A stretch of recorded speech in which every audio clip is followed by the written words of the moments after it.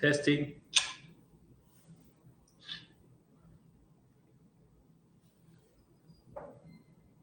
Testing.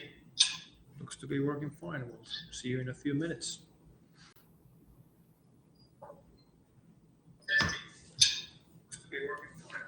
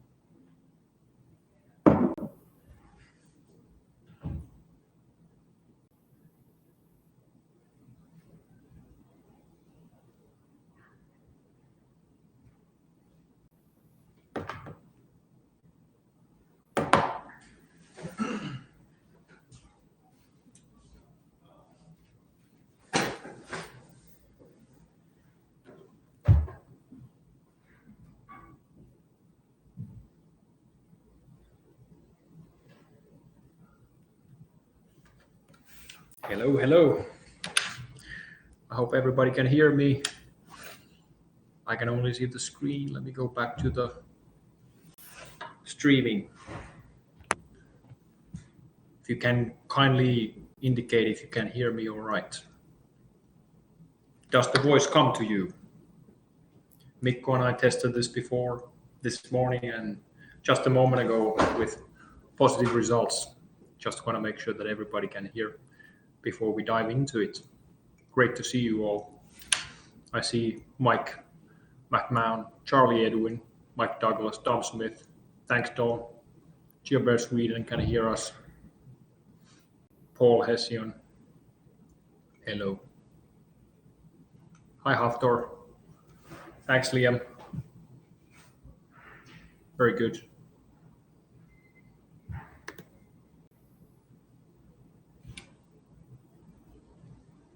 So welcome to the live webinar in London today. Few slides on 2019 progress and 2020 plans, going a little bit in a sequence. First, I got one picture that I'd like to share with everyone. Then looking at long-term vision for this company, few words about values, going through last year department by department, some of the key achievements, and look through the tracking and metrics that we've done, taking a look towards the next year, and then we'll have questions at the end. Great to be here. Don't hesitate to shout. If you have any questions in between, you can already write them to the chat. I'll try to answer them as real time as possible. Needless to say, before going into that picture that I promised, 2 insurance awards in 2019. Proudly put them on the cover. Thank you for everyone who made it happen. 22% cost saving for subsidence claims handled by Legal and General Insurance Company, and 75% time saving in the claim duration were part of the reasons why those awards were granted to GeoBear, Sedgwick, and Legal and General. Needless to say that it has created a great amount of interest from the marketplace and resulted in revenue growth in 2019. Further on expected to help us in 2020. Loud and clear from Roland. Anthony McDonough, yes, working fine. All right, I'm looking at the chat board so we can continue here. This is from last week. Thanks for all the organizers and Mikko Wilska Photography. We had a sales excellence conference to kick off the year. This is one of the memories from during those days. We had Gene McNaughton from California with La Costa to help us create momentum for 2020 and continue on building the 19 good results. So thanks everyone again.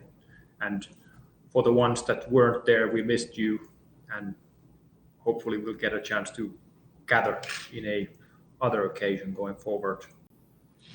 Just a few words about, and this may be repetition for people that participated to the sales event last week. So we already went through most of this during the Wednesday opening presentation. There's some additional bits here that you didn't see because it was a sales event, but bulk of it could be repetition. So feel free to choose whether that's valuable time used to look at it again or not. But of course, everything we do starts from our values and principles. We have 3 values: customer first, professionalism, and zero harm. And we've got a set of leadership principles as well, which is a bit more numbered than the 3. However, all our decision making and the way we operate ought to be governed by the values within the company premises. And customer service standards, which we've been drafting over the last 3 months, will very clearly outline what customer first means for customer facing people in sales and operations. And also what it doesn't mean is going to be there. Some of the key words will be responsiveness, making sure that customers, if always when possible, feel better after we have interacted with them. Whether we disagree or agree with them or not, we try to be kind and make sure that they will have a pleasant experience. Integrity, doing as we say we're going to do. I've mentioned this on multiple occasions. Some of the most common customer feedback we get is from end clients saying that contractors, if you ask them that what's the most common thing that they'd like to change in their value chain of contractors, they would say that contractors tend to promise one and do another. So if we can align that combined to our unique offering, there is no telling where we can take this company. Respect, we must respect the property as if it was our own when we go to install there, operations wise, whether it's roadway, industrial facility, or a residential home. Clear and firm. People buy clarity, our offering needs to be unambiguous. Also, the customer promise, and if there is a contract formed through clear communication, we will enforce it. It's not our job to be nice to customer and give concessions if we have a contractual right, for example, to install more material and charge for it in case of an unforeseeable ground condition which have been clearly communicated to the client. Some key things to keep in mind. Professionalism. Again, a few times we've discussed, I think the name is James Bradford or Bradford, the coach that was hired in 2003 to manage British cycling team who hadn't won a single Tour de France in the whole 19th century. What this gentleman did was have the winning of the bike race drawn into a value chain, breaking it up into pieces and bits. And his philosophy was to do 100 improvements of 1%. And everyone who understands compounding impact, compounding effect, knows that if you can improve even 10 or 15 items in your value chain by 1%, the compounding effect will be massive. And indeed, they did things like finding optimal ways of massage the cyclists to recover then from the races, or optimal mattresses to sleep, or surgeons taught them and doctors how to wash hands so that they wouldn't get sick. Small things that doesn't mean massive investment, but continuously.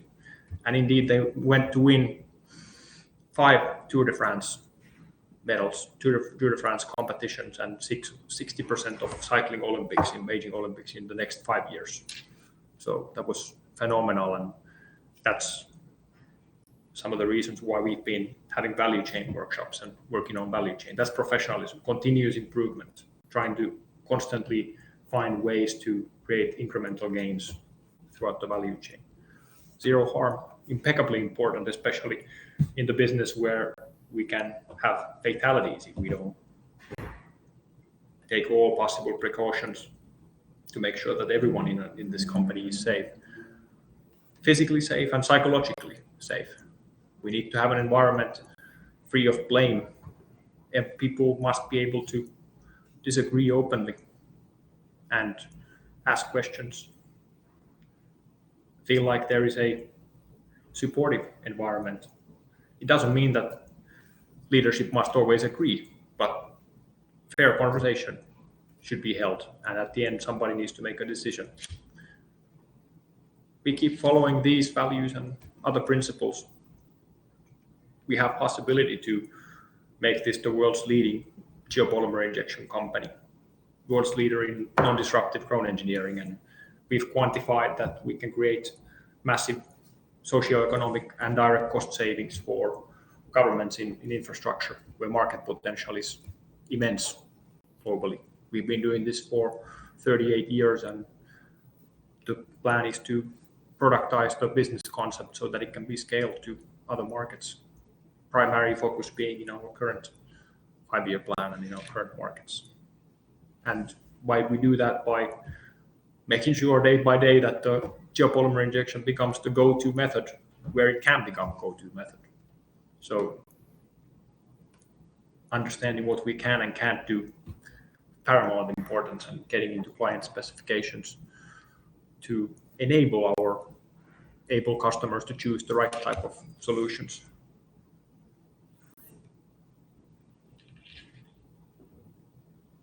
So then, from looking at far future, that was a generic overview.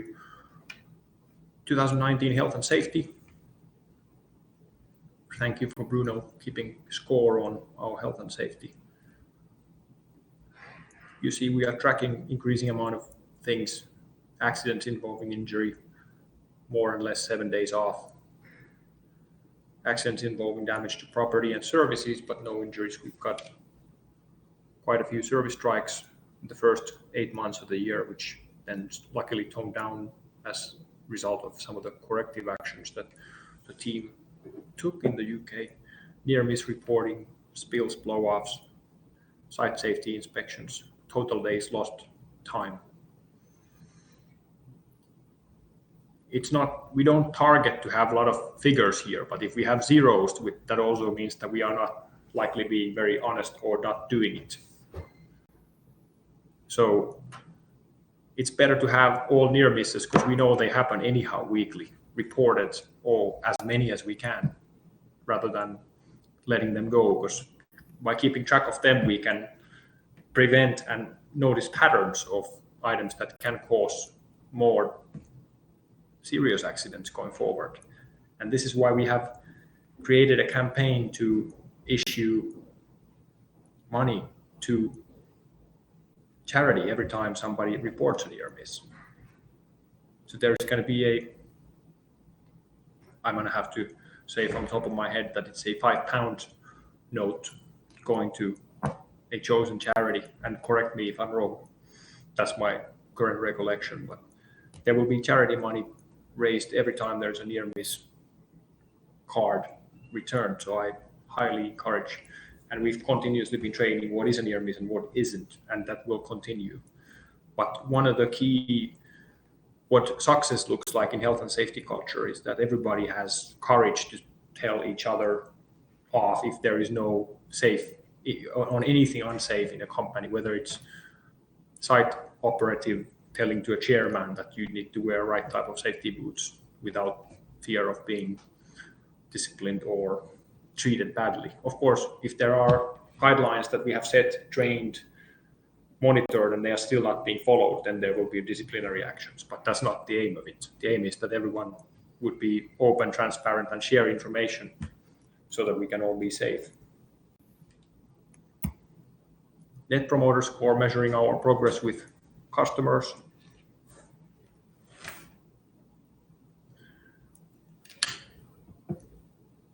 Customer service standard, already we discussed a little bit what some of the adjectives that describe it. We aim to be recommended. We aim to reach promoters, so people who would answer 9 or 10 to a question that would you recommend this service to a colleague.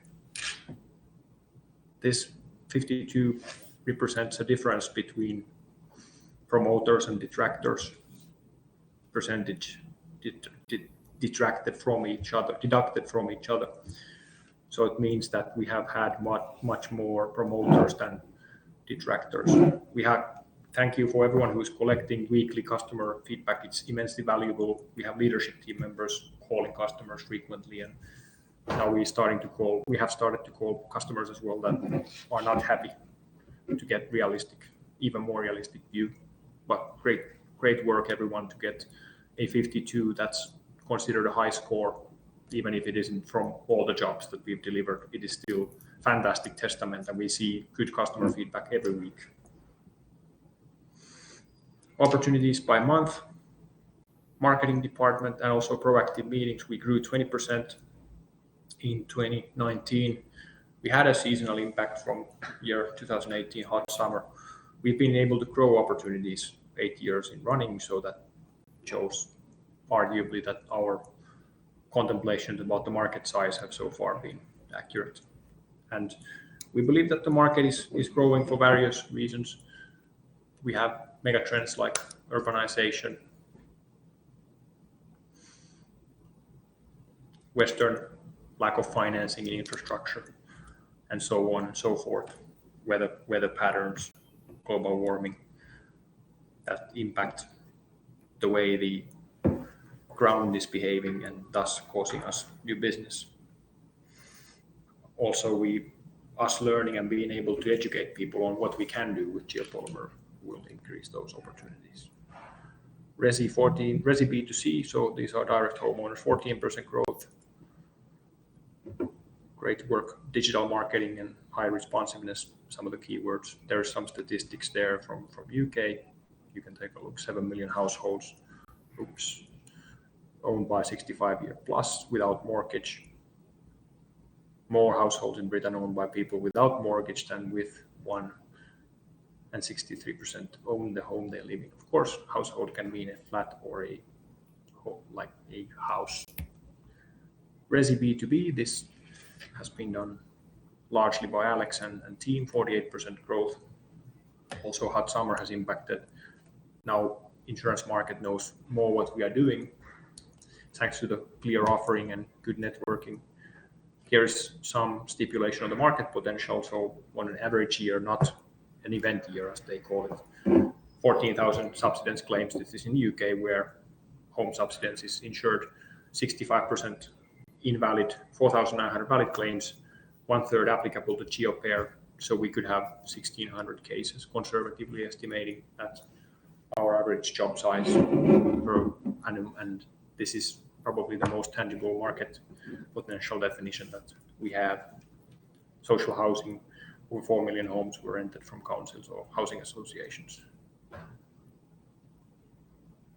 Commercial opportunities been growing through proactive work and digital marketing. We know from China that the market size is 14 million in top 9 cities, which equal to UK in GDP. So that makes our growth plan target some 25% market share in the 5 years from commercial sector in UK. Bear with me, we'll go through a few more slides of statistics. This is to show quoting. So we've increased quoting in all other sectors besides infrastructure in last year. It was a more challenging year. We have obviously work to do with conversion because we've grown opportunities, but not really grown quotes massively in all these sectors. So quoting process and streamlining that remains a overall development area for us. We had some targets set for 2020 for quoting, and Roland kindly noted to me when we prepared for the sales conference that these are lower than the previous year ones, which is a good point. They, however, do not include jobs over 250,000 in value. So we made a budget based on base business, which is most predictable, and the 2018-19 ones include bigger jobs. Order intake, we went over 21 million, which is 50% growth to 2017, the year before we started to work with Gene McNaughton's team from Growth Smart to help us to develop an account management and sales excellence system. So we can attribute some of the success to the techniques that Gene has taught us, but most of it goes to you for hard work week in, week out, making this happen. So I really hats off for our able sales team members, leadership, and everyone else who has contributed to these figures. So we grew in Resi B2C from to 4.8 million, commercial 6.4, infra 4, where Resi B2B over doubled. So it's a fantastic achievement.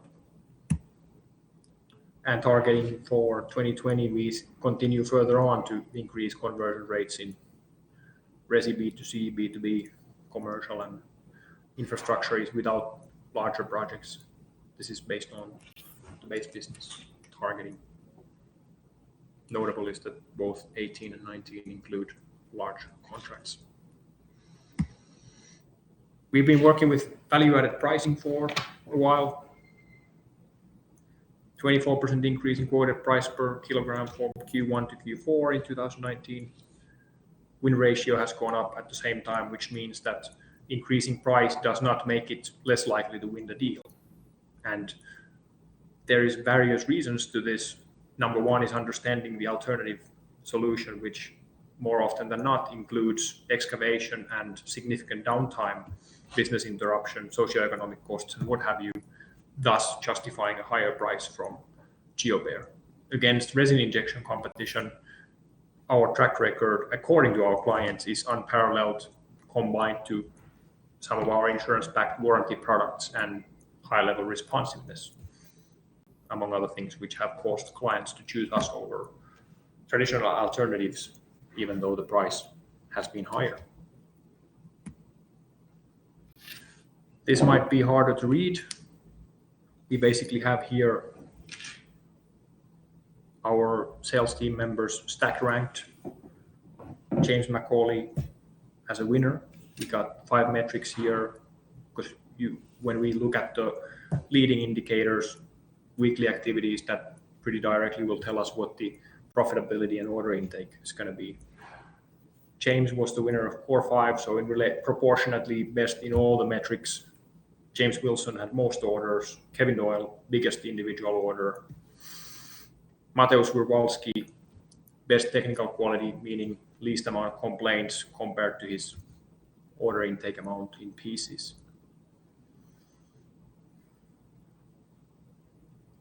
Norman Saint, best profitability based on actual price per kilo and price per shift. Heartfelt congratulations and thank you for everyone else's efforts as well. Engineering, we develop engineering, among other things, by measuring gap, and we see here the trend of gap means the difference between planned and actual, pluses and minuses combined, so there is no plus or minus sign. We combine them so that the averages don't cancel each other out. We started from over 40% in material and have gone down towards 30. We'll aim to improve that month by month during 2020 as well to be able to price more accurately. Time still needs work, and one of the issues we will be looking at in operations is tracking the time and how long what is the realistic duration for each type of job to be delivered safely, which will then impact our design and quantity estimation principles. Gross profit, 6% point increase in 2019 to 2018, which is a great achievement. Hats off again for sales team for pricing related works and for operations teams for controlling the costs of consumables, travel, material, and so on. Vehicle costs have been controlled. As a result, a lot of this is a direct result of the incremental gains that has been and the value chain workshops that we've been having and continue to be having. EBITDA, which is the bottom line profit, decreased by 4% points, and basically what that shows to us is most every dollar or euro or yuan we have generated with GeoBear has been invested back into GeoBear to grow the company further. Headcount's gone up to close to 130. Welcome all the newcomers, by the way. There are also a couple of issues that we need to deal with.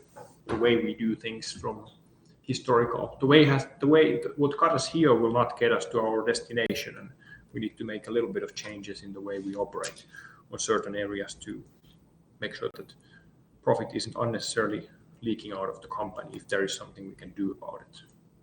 Why is it important to make a lot of profit or be profitable? Well, profit is the starting point to pay for growth investments, process development, new trucks, new tools, new drilling equipment, training for skills like last week's sales training. If we are not profitable, we cannot do that. We also cannot expand, etc. Of course, I've got a vested interest as an owner. It benefits me. The value of the shares goes up when the company makes more profit. It also makes for you, the company, much safer and more stable and able to last far beyond generations when we keep it healthy and profitable. Operations has done a good job in 2019. We have now gotten first statistics from last 6 months of 2019 compared to last 6 months of 2018. Delivery per truck per week in euros, so we see increase there in UK and in Nordics. Poland has dropped, unfortunately, because we have added another truck. But this is the right type of trend, and things like scheduling will impact this. Capacity tool. What is a realistic time to deliver 6 linear meters to 2 meters below foundation? Site visit has a huge impact on this. We noticed everything, did all the necessary scanning, investigations. Have soil information, we understand the structure, know where the drains are.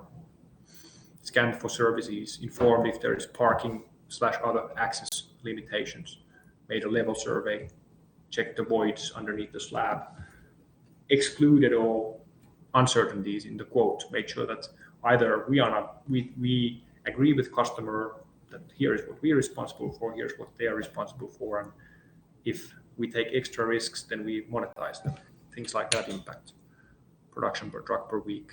We must avoid abortations and lengthening of projects by planning well. From our operations directors, 2020 is going to be a very demanding year. We've got to focus on reliability, trust, ownership, professional attitude in order to succeed.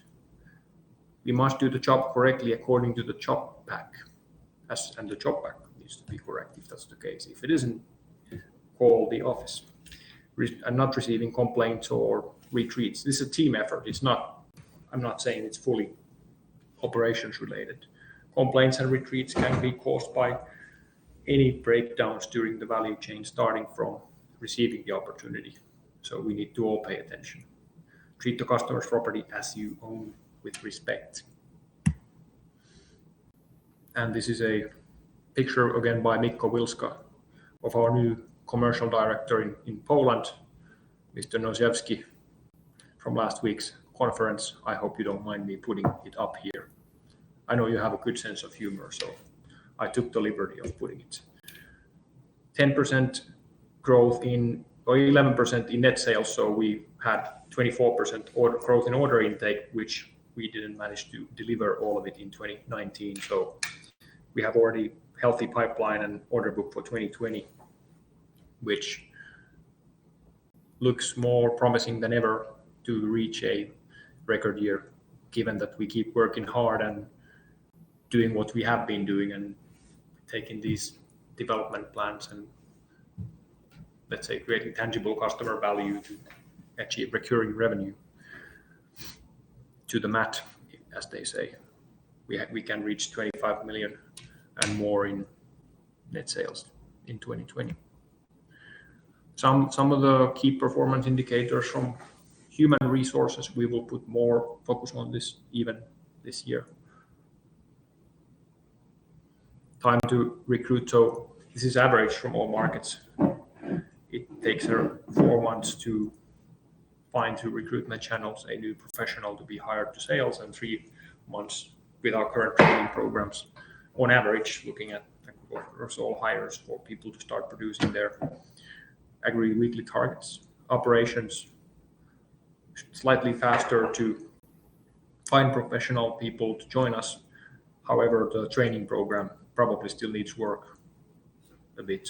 And 6 months, some of our senior techs would say that it's way too soon even. I've heard figures like 2 years to be able to do the job. However, this was the best estimate that was provided by the leadership teams at this time. It is at the moment a subjective, but the best understanding that we have at the moment. Emphasizes that we need to put even more effort on the operations training program.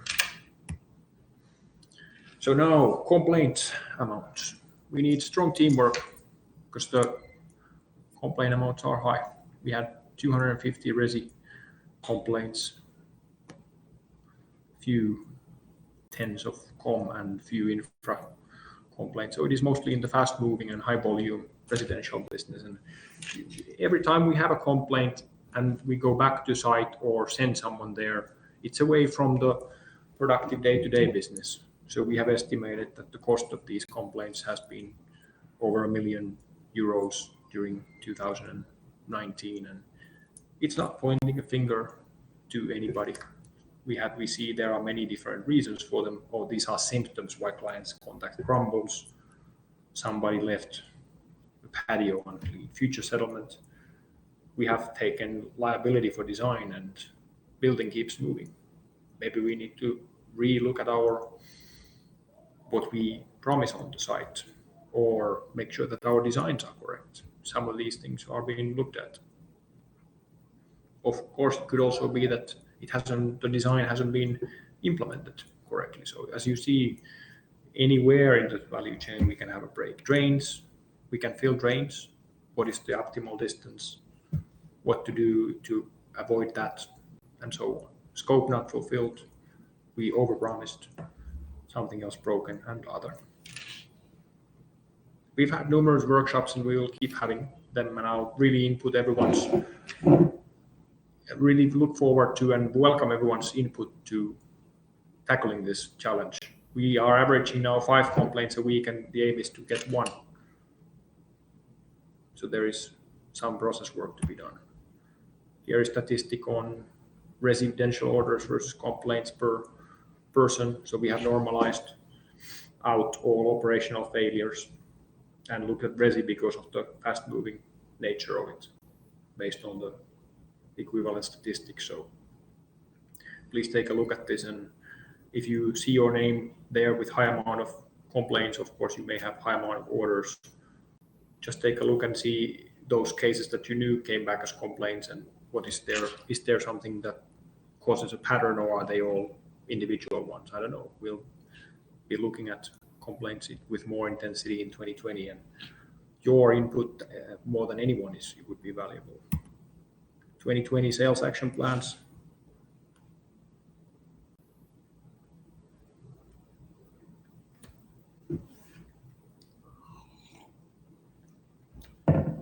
Oh, and Oscar, I apologize if you thought that was inappropriate picture. I saw you wrote that. It was a little unexpected of me during international company Q&A.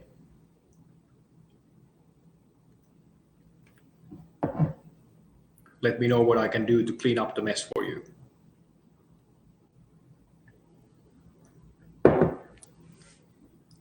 '20 sales action plans, private resi. Some of the key things to focus on: responsiveness,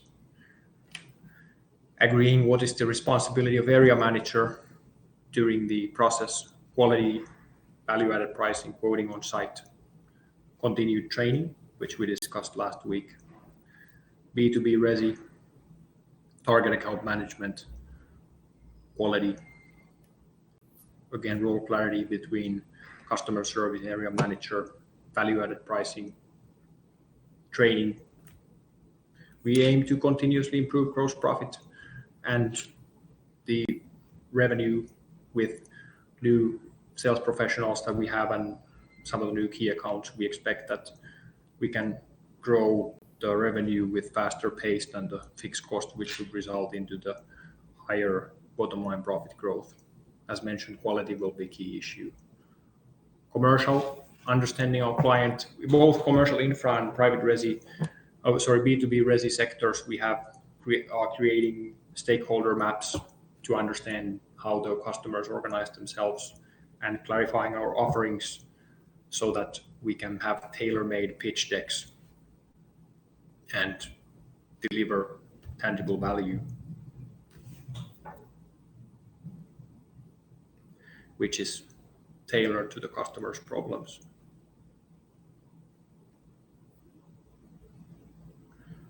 Sector competences, meaning it's like, for example, Alex Finch has proven us that if you come from the insurance industry, it helps to sell to the insurance industry. As simple as. Doesn't mean that you can't also have other people from other industries, but when you speak the language and know the people, it helps. Maintenance solution means areas where we have a large concrete slab in a very weak base, which arguably cannot be made non-movable or at least arresting the movement for a long period of time by just lifting it up. So trying to get the client to adopt a mindset to treat the slab on multiple occasions. And infrastructure, as mentioned, understanding what we can do and promise. Railroad, aviation, again, people from industries who know how to speak the language of key importance. Continued training, like for the roads team, we'll have a training by a pavement engineer later this month, looking at what we can do with rigid and flexible pavements. But above all, getting into client specifications so that it'll be easier for the professional buyers to choose our solution. Arup London, and we are developing a specification so that designers would have it easier to specify us to selected applications. Releveling, ground improvement, liquefaction mitigation, compensation, geopolymering, void filling are areas that specification will cover, which we can then use as a basis to get to the client specs in different sectors. Overall action plans, some of these were already mentioned. To develop the company further, we'll have design guide. We looked at it last week. BBA, ground improvement tool, to estimate how much a certain amount of material in certain soil conditions will create compaction. We did that for granular soils, and next step is to do it for cohesive soils. GRT, injecting from distance, packer system, and inline mixer, getting the injection point away from the tip of the gun further down the line and be able to re-inject through the packer system. Site visit policies and design guideline training program, value-added incentive, monthly sales training, went through all these last week. The operations, we continue to focus on collecting data daily, not only the site data, but also working hours. So basically every data we should get in at the end of each shift, and we'll help you to create tools that make it as seamless as possible. Scheduling then 2 jobs per day doesn't mean every day. Target would be for trucks that are allocated to do residential work. When we get to that point, we start from 1 day a week, assuming that we have the enough workload to do it. And we have fairly good understanding what jobs can be done, and it requires good planning. It's happening now on a weekly basis, so big thanks for teams that have been involved in delivering such days. We need to work more on maintenance, as mentioned, training, collecting work times, and standardizing our trucks. Finance side, management information should come quicker. Gross profit, we are aiming to track that on a weekly basis. Has been on the list for a long time, but we've made some leeway, and we'll keep it on the list until we get it done. There's been changes in finance and new eager team with big motivation, supported by the partners that we've been working for a longer time to hand over their knowledge. We'll get it done. Chart of accounts. IT, we are looking at what is the ideal IT infrastructure for this business. Lots of actions ongoing, and understandably this will impact also the way we are working on a day-to-day basis once these start to get implemented. Order book at 5 million starting the year. It's higher than ever before, which is really great. There was a larger contract award in the UK, so gives us a good visibility and a little bit of breathing room to build. Monthly training, sales training plan, continuous improvement. We'll have monthly training topics as last year, just slightly different organized. Sales induction, more defined than ever. Additional modules, quoting and design, and we'll have compliance testing at the end before people can start doing the site work.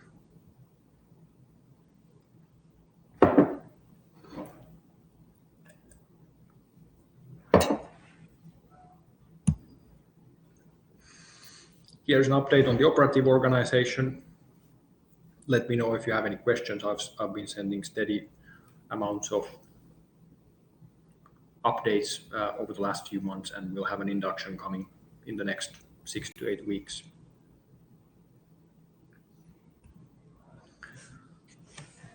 We are very lucky and fortunate to be working with several people that are well networked and have done parts for the full journey that we are looking already, and I took a liberty of publishing some of their profiles here.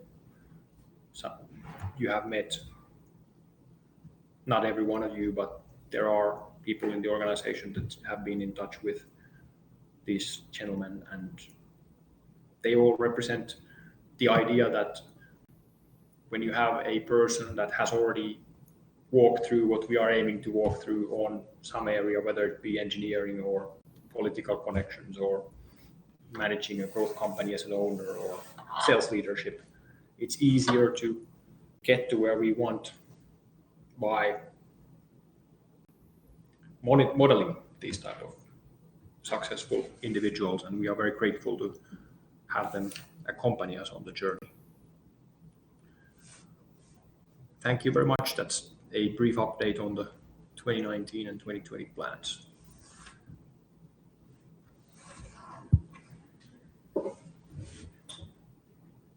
Any questions? Let me rephrase that. What questions do you have?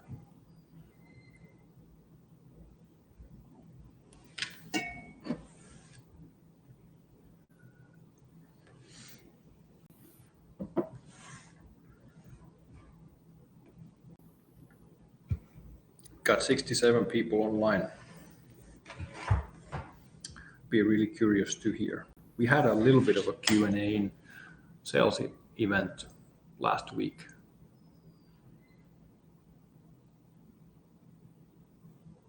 And a lot of friendly banter and interaction. So if you have a question, feel free to type it to the chat portal in YouTube.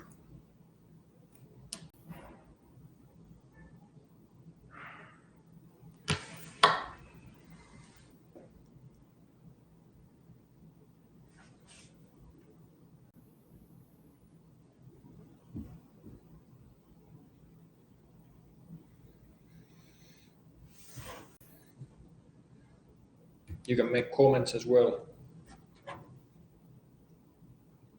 What's our actual profit margin? That depends on a market sector. On a bottom line profit level, I think we are at very low single-handed calculating profit figure because of these investments that has been mentioned.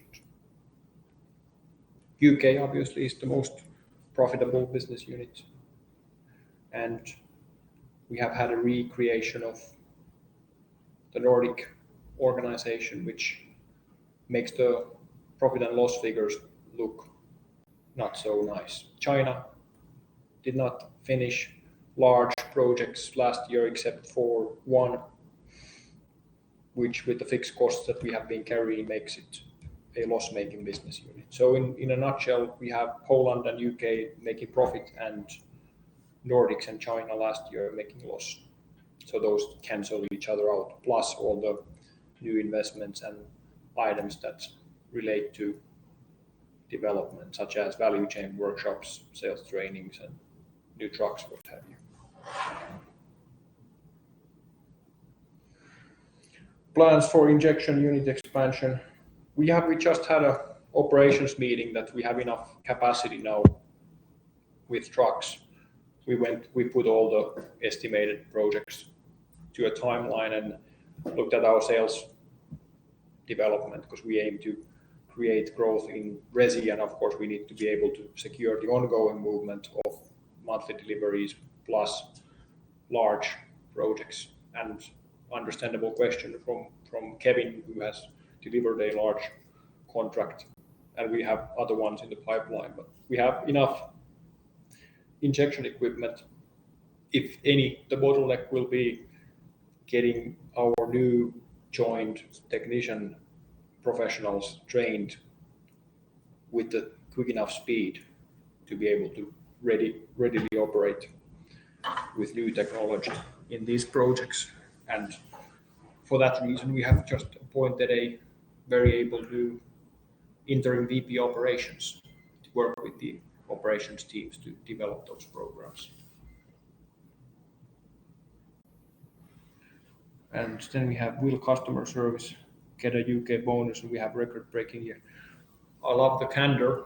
We will be looking at the bonuses in 2020 January, which is now, after we get the last year's figures ready.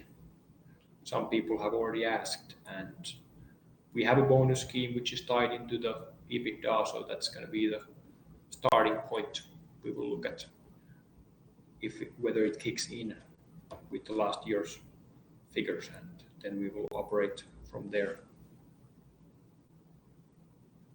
So I'm not trying to dodge the question. I'm happy to have a conversation about it once we get the figures ready for UK customer service, and for any other you need to explain what the final decision is going to be about. But I just don't have factual information now in order to answer that question.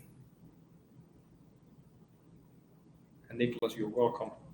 Is the yearly bonus a no-go now? To Andrew Whittle, I would answer the same way, that we will look into it. I believe there was a letter sent by Mark Cash earlier before Christmas, or I'm not sure what day it went out, about the Christmas bonus and how that has been calculated. It followed, as I understand, strictly the bonus program that we have laid out, which is tied into the company performance. You're welcome, Kevin. Are we tracking our direct competitors? Do we know if they are progressing? Yes, I mean, this is a good question, Alex. Thanks for asking.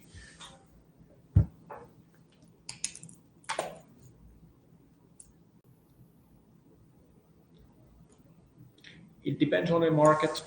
Some markets we know them better than others. We certainly are tracking them publicly, and on some occasions, given the long history that we have, for example, with companies like Mainmark, know them since '94, know several individuals from those companies, and through grapevine there is information that occasionally gets passed on.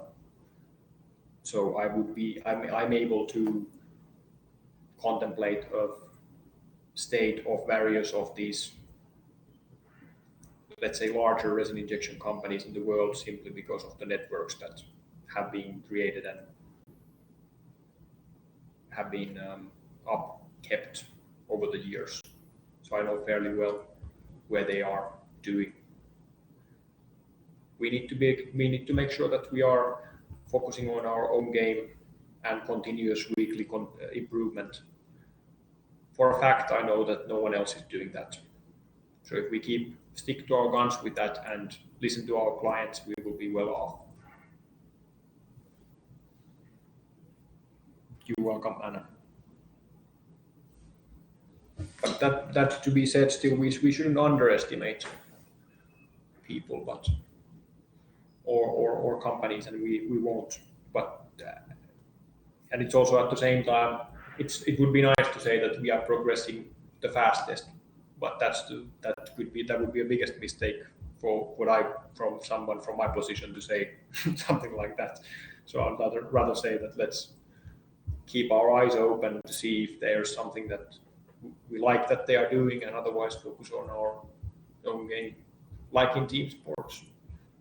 Any one of us who's played team sports knows how that's been done.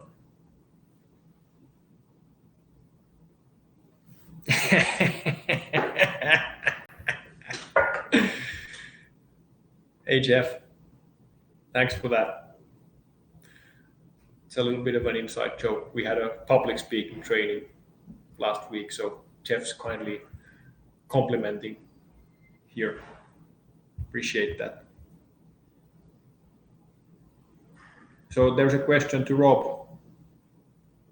Is that, Bruno, what you mean? Are we planning to move the UK Northern office and depot?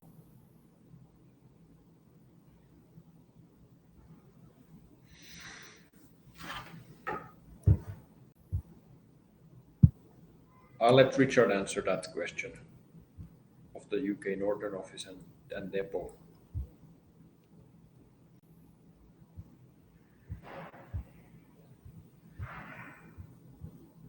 Yes, a good question about incremental change that we led in 2019. One that comes to mind straight away is quoting through Salesforce. No extra investment, that saves a lot of time from people. Another one would be iAuditor on-site data collection. At least I've heard positive feedback so far from our able site professionals in collecting that data, much more streamlined with the iAuditor. Same from sales.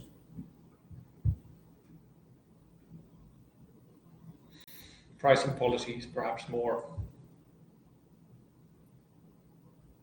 One of the incremental improvements that arguably has increased winning rates across the latter part of the year is the follow-up days that we've been having, because there was a lot of backlog in quotes to be followed up and no consistency in follow-up process. So it wasn't a big investment to bring everybody in once a month to follow up and use the team members to help to follow up. Health and safety wise, near miss cards. Okay, we chose to invest in charity every time a near miss card comes in, but that would be an incremental gain. Yes, I think we are. Oh, it's now I get it. So Rob is asking sorry, Rob, I thought that that threw me a little. So you are asking about are we planning to expand the operations team in the UK this year? Hopefully, we can expand the operations team everywhere. The prerequisite for that is pipeline and won orders. And I mean, looking at the momentum that we had last week, I would propose that it's highly likely that we get to expand our operations capabilities. Senior tech pay rises, all technicians on same pay as it's all different. It's a good question. We have discussed with the technician pay rates with Mark and Richard, and we will come back to that in due course.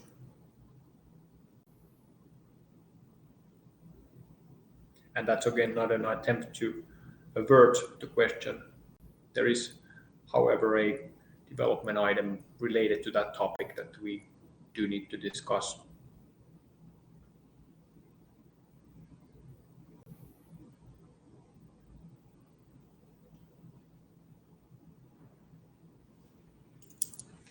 And I'm not sure if it's true that all technicians are on the same pay.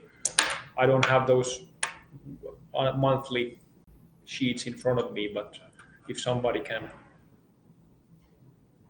correct if that is the case or not, I'm not sure at the moment. But my understanding, if I would have to answer, I would say that there are differences in the way people are being paid, so not everyone is on the same pay.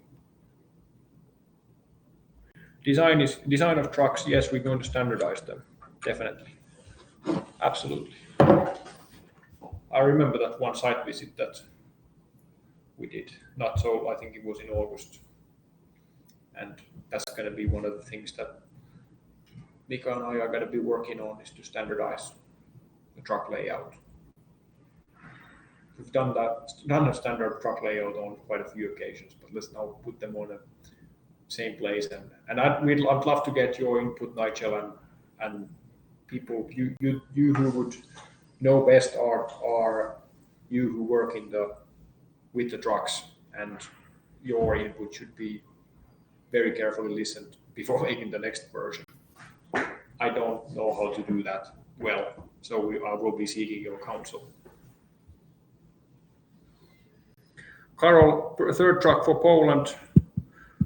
It depends how well we sell. So you can ask your able colleagues, Oskar, Agnieszka, etc. Are they going to make their sales targets? The current budget we have is it is possible to deliver with 2 trucks, so we would have to exceed our budget by 30 or 40% in order to justify a third truck. It will come, maybe even this year. I'm sure of that.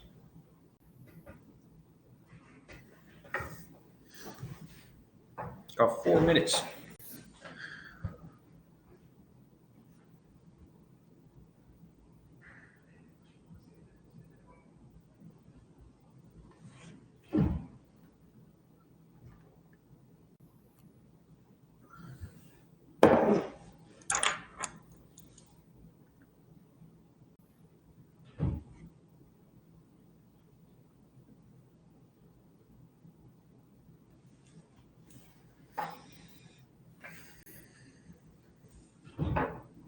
really appreciate these questions. And I see that there is some clarifying to do still in the way we communicate about operations, bonuses, and salaries.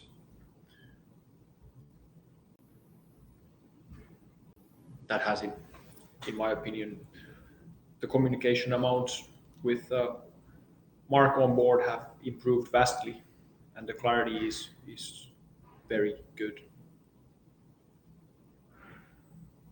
So the direction is definitely right.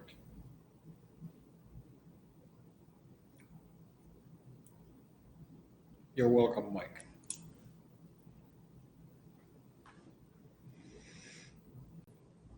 And these incremental gains, guys, that's, you know best what the incremental gains we can do.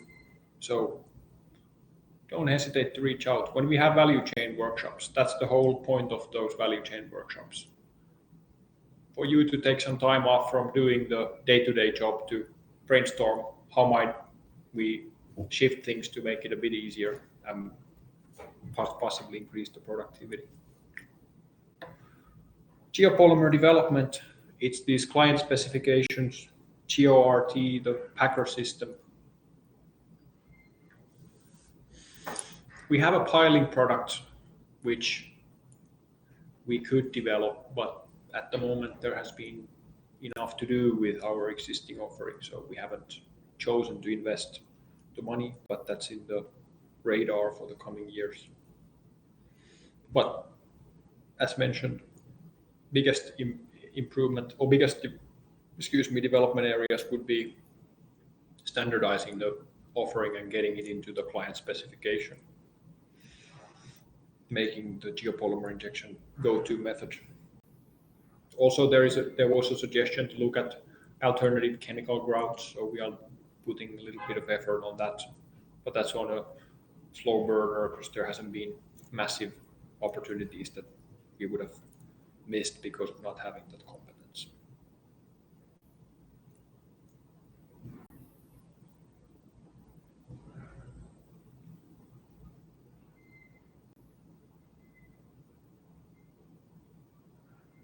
Do we think that spending for larger schemes will be positive? Yes. If you're asking from governmental level, definitely. Definitely.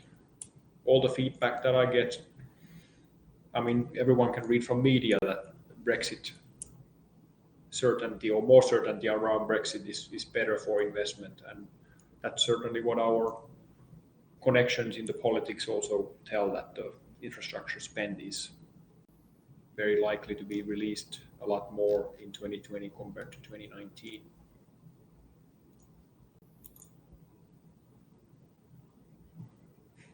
You're welcome, Freddie. I hope you had a good time over the weekend.